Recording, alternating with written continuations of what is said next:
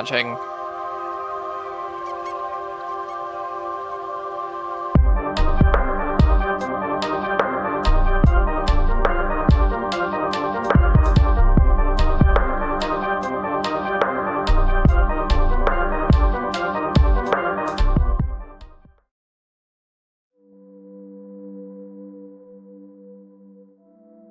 Alright, that's it.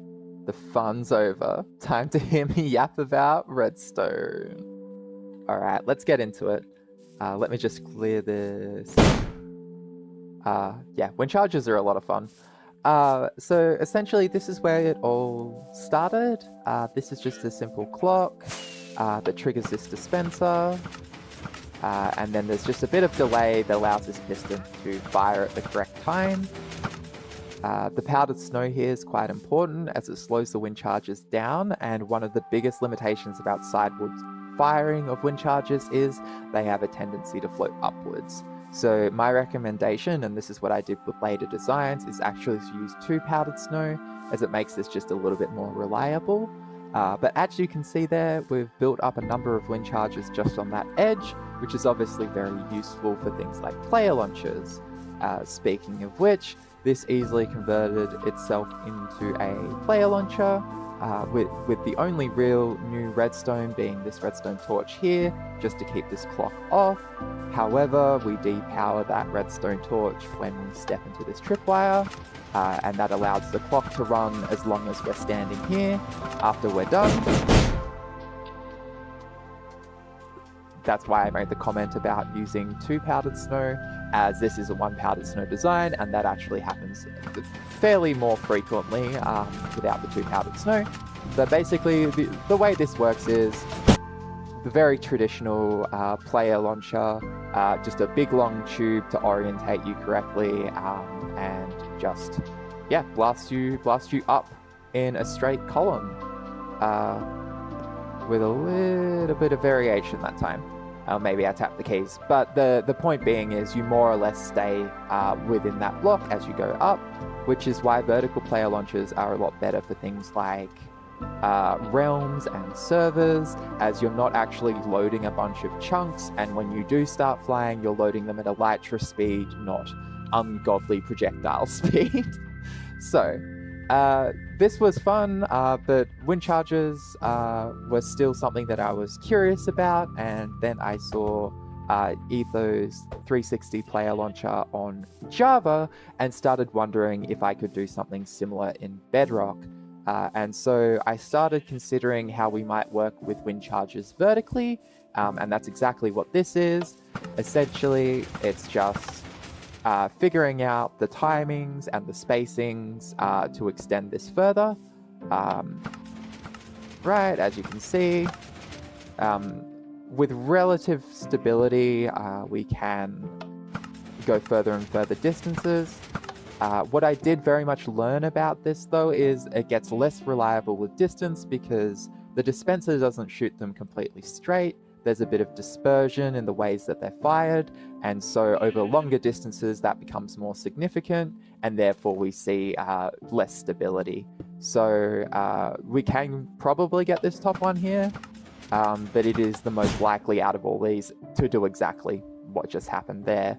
So yeah, you can work with this system vertically, and that's sort of where I started initially, to try to make my own 360 player launcher in Bedrock.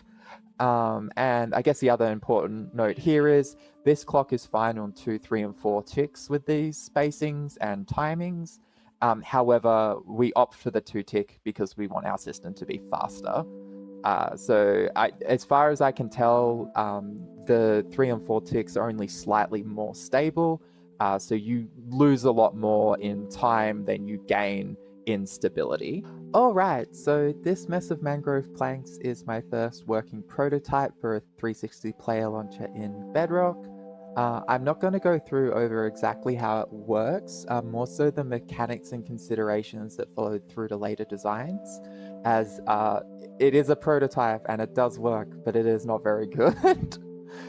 So let's start with this central bit here. So some of you might recognize this from Ethos Player Launcher in Java. Essentially, the bubble columns and powdered snow allow people to get into fly mode, and then pulsing this powdered snow off just as the wind charges hit. The player is what allows them not to get slowed down by the powdered snow, and then they're shot off. So I've kept that. What some of you might realize with that is that we have to have a pretty precise timing between the wind charges being launched upwards and when the powdered snow turns off. So a lot of the design considerations later are to do with getting this top section and bottom section sort of on the same sort of timing to make everything work. So the other thing that you might notice is there's a use of calibrated sculk sensors. And in this case, I also used daylight sensors, daylight detectors, sorry, inverted ones. Essentially, so we could make sure around the player launcher is unobstructed by redstone, because obviously we're going to have players launched there.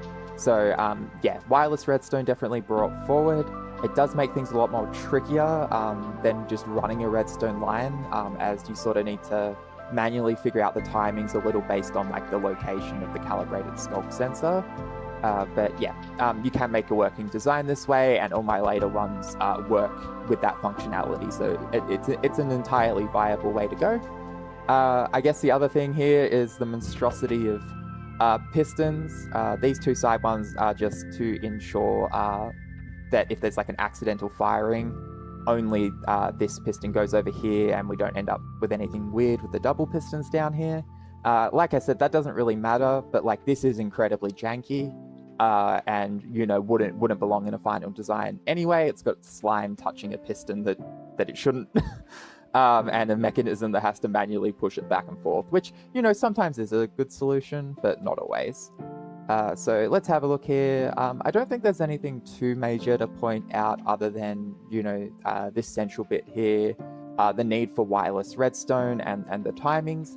The launching mechanism doesn't really matter too much. It really is just what we did over there with the dispenser, and then switch to a slime launcher to launch the wind charges up. So that's all that's really going on there.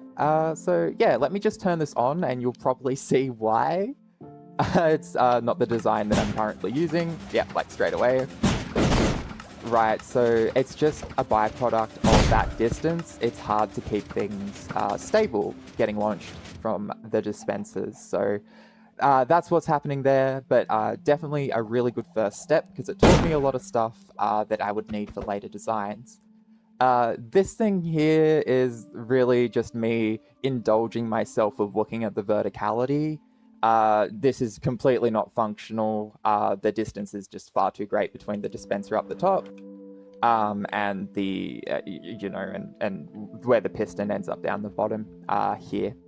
So yeah, one cool thing about this though is the bottom calibrated sculk sensor is triggered by projectiles like being started, so like rockets being started, and the top one is triggered by you know, projectiles ending, like rockets exploding and stuff, right? Or wind charges exploding. And so what's really cool is this distance times that sort of perfectly to activate both. Like the rocket ends just as it hits the roof there. As you see, like that's the problem that we're having. I just couldn't get the timings to work well, and I'm pretty sure that it's just instability in how the wind charges are being launched. Yeah, so this was just a bit of an indulgence for me, but exploring these mechanics is still a useful thing, and brushing up on different types of redstone is always a good little side project. So yeah, but after I had decided to go back to this horizontal design because it was far more stable, I discovered something amazing.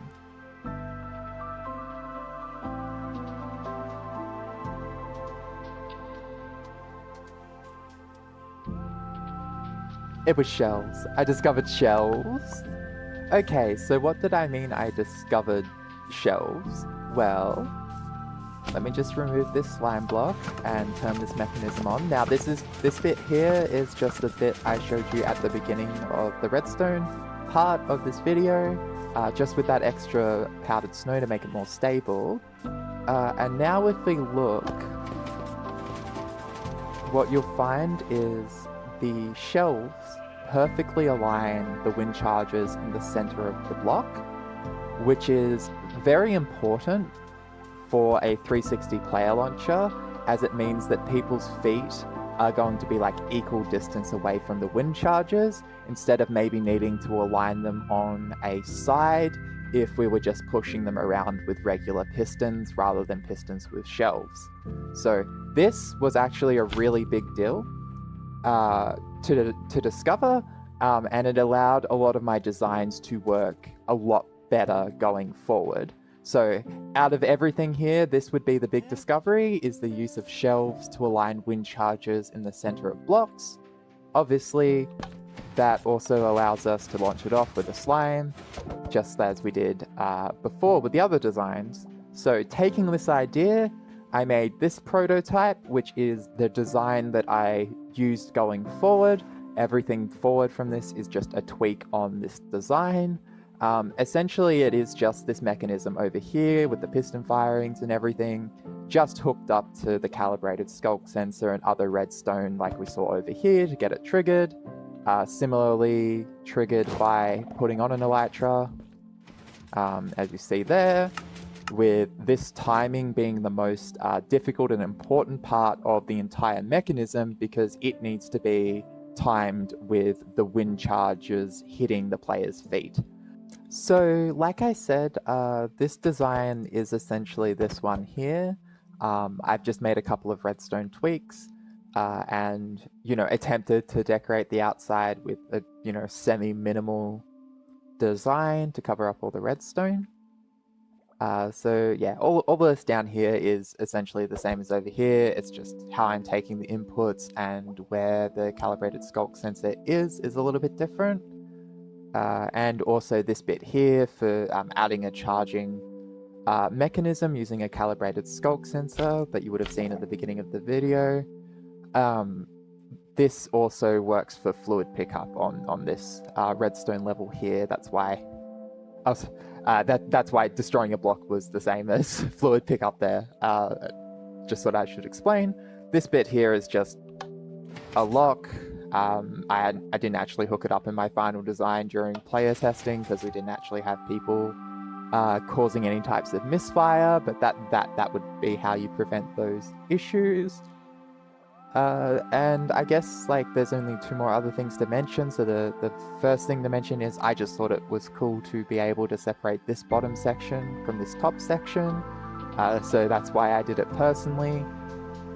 Obviously, there's a bit of a limitation to that with the range of the calibrated sculk sensors being 16 blocks, if I remember correctly. So this design here is the final one that was used at the beginning of this video, and it's just me moving things around and sort of extending how far we can put it up. So this has an extra 6 blocks compared to this one. So that was that bit. And then the very, very final thing to mention is in here, we've trialed both a trapdoor and shelves, and they both have their benefits and detriments. So the trapdoor helps people get lined up generally, but it also prevents swim mode from being easy on the side that it's open on. So there's a little bit of difficulty there. And what we found was shelves obviously make it hard to maneuver yourself 360 degrees, but they do sort of sandwich the player in a slightly different way that gives them a better launch, even if they're not in fly mode. Not better than fly mode, but it still gives them a decent launch. And if they activate their elytra straight after that, they'll still get a decent launch on that side, but that is a limitation of this design. Okay, so what's the main takeaway from all this? Well, I'm not much of a redstoner, and I managed to build these contraptions, so a lot of you probably should be able to too. And I guess the other really, really big thing is shelves. Shelves are cool. Shelves let us put the wind charges in the middle of blocks, and that is really helpful and cool. Yeah, shelves.